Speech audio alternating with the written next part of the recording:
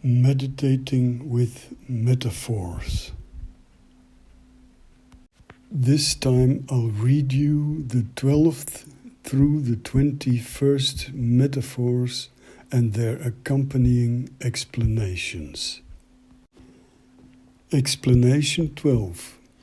The following saying can be seen as variation on a famous line from J.F. Kennedy's inaugural address.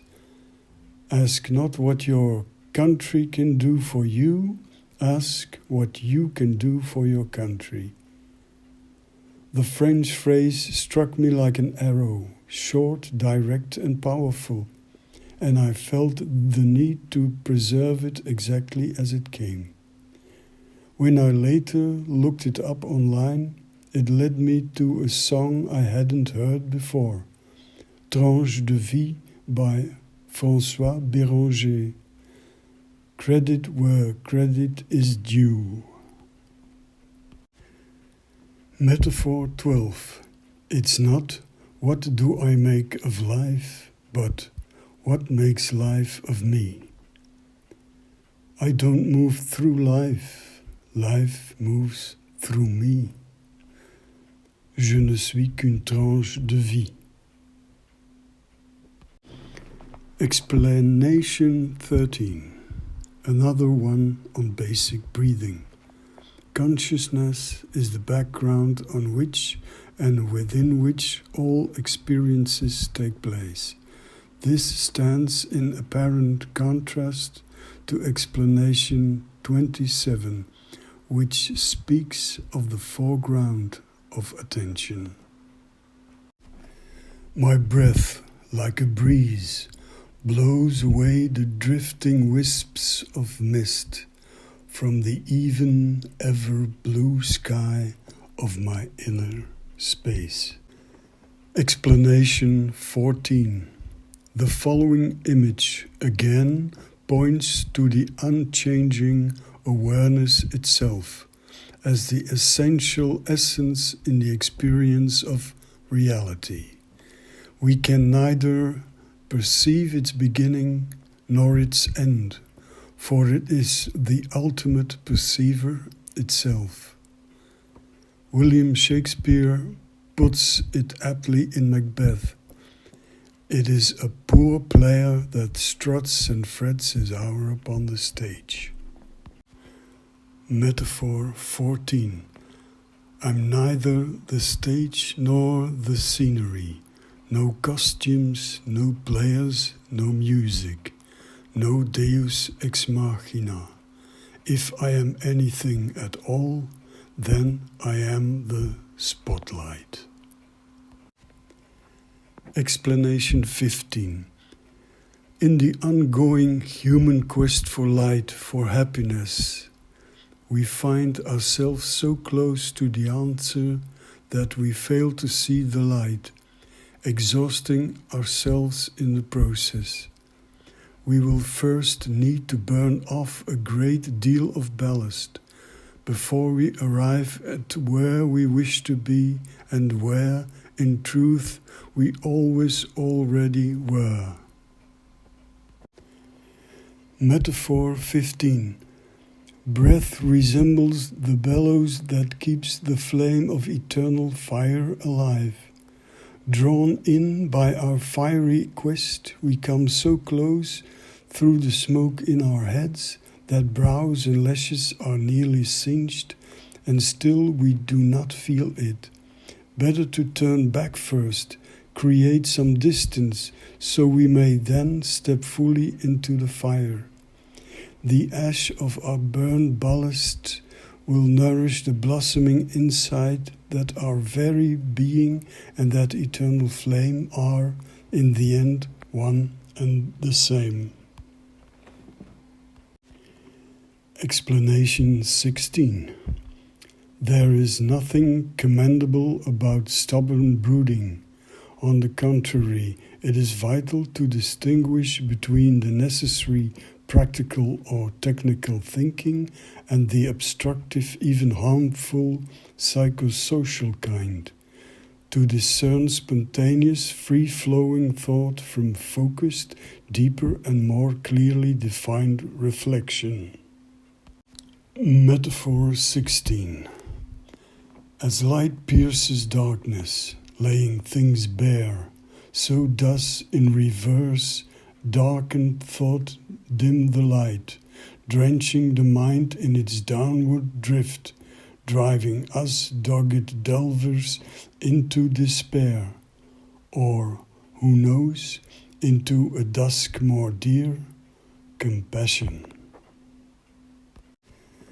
Explanation 17.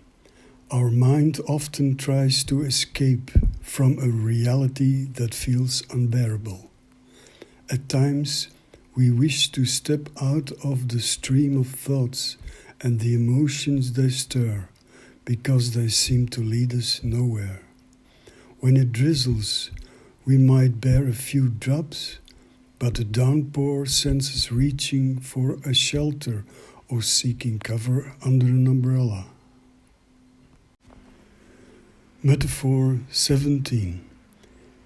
You can seek shelter from reality in daydreams, but you can also seek shelter from daydreams in reality, where, after all, you are truly at home. Explanation 18. The doer refers to mental activity, the form that consciousness takes, like air shaping itself into a whirlwind, or the hand curling into a fist. Meditation is hard to sum up briefly. It's more than just relaxation or a leisure activity, as some apps might suggest. Perhaps this can serve as a starting point, observing material and mental experiences without striving or expectation, because striving clouds true observation. Or meditation is constantly, openly and mildly observing everything within and around me. To keep it clear of religion, esotericism, or anything like that, you can simply see it as a practical psychology. In ancient Greek, know thee seauton, meaning know thyself. Metaphor 18. The more you meditate, the more you learn about your mind and the mind of others. The mind, the doer of your consciousness, teaches you that others spring from the same source and still drink from it, clear, delightful, conscious being. Explanation 19. Although little pots are usually made neither of clay nor porcelain, the term was kept because of their shape. Color, height, width, poor or rich, foolish or wise, young or old, religion, country, left or right. Aren't we all, even if only in thought, sometimes discriminal? The clay and porcelain represent consciousness itself. Metaphor 19.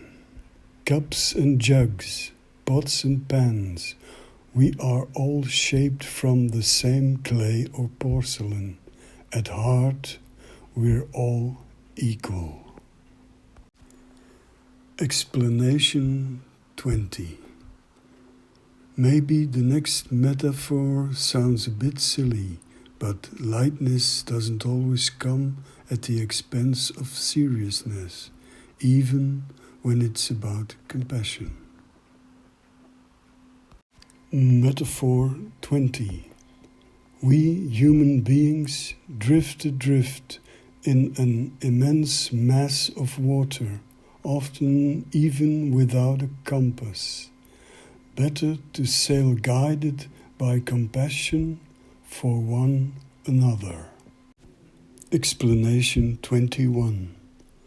A reflection on the well-known biblical quote, "I am that I am." Or, as Ida Field puts it, "Don't judge yourself by the mistakes of the past. You are who you are now, not who you were then." Metaphor 21. Of many faults and sins, I have been both perpetrator and prey. Together they shaped who I am. But now I place more weight on that I am than who or what I am. To be continued. If you enjoy following this project, feel free to subscribe to my channel. That way you'll automatically see when a new piece appears. And if you give it a thumbs up, you'll help others to find this series more easily. Do you know someone who might benefit from it? Feel free to share it. Thank you for listening. I wish you much wisdom. Warm regards, Jostri.